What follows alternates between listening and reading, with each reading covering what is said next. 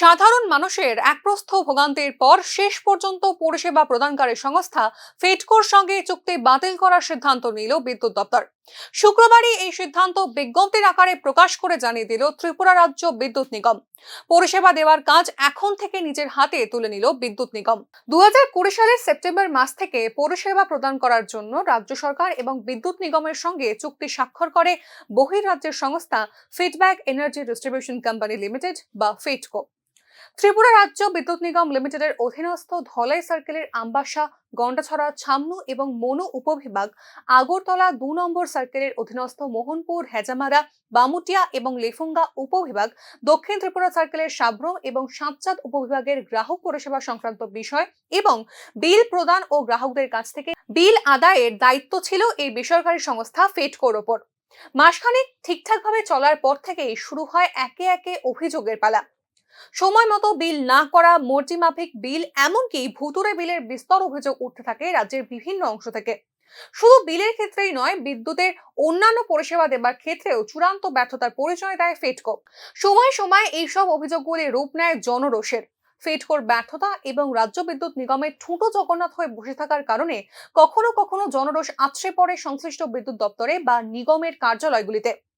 কিন্তু কোনো ক্ষেত্রেই ফেডকোর বিষয়ে কর্ণপাত করা বা সিদ্ধান্ত নেওয়ার প্রয়োজনই মনে করেনি রাজ্য বিদ্যুৎ দপ্তর বা বিদ্যুৎ নিগম।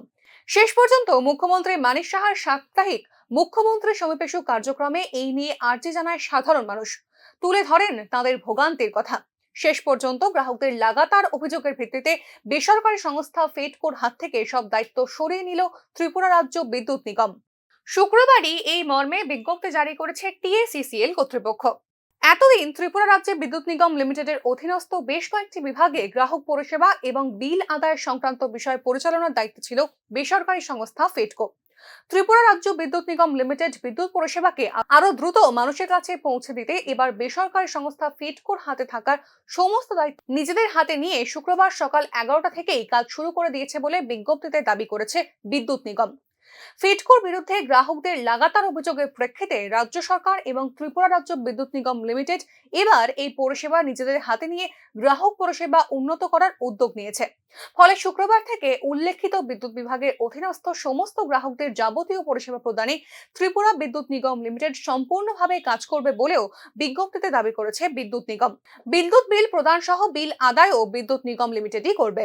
এক্ষেত্রে শুক্রবার থেকেই ফেডকোর সঙ্গে কোনো রকম লেনদেন, বিদ্যুৎ বিল জমা কিংবা অন্য কোনো ধরনের অফিসিয়াল সংযোগ রক্ষা না করার জন্য আপামর বিদ্যুৎ গ্রাহকদের কাছে আবেদনও জানিয়েছে ত্রিপুরা রাজ্য বিদ্যুৎ নিগম লিমিটেড।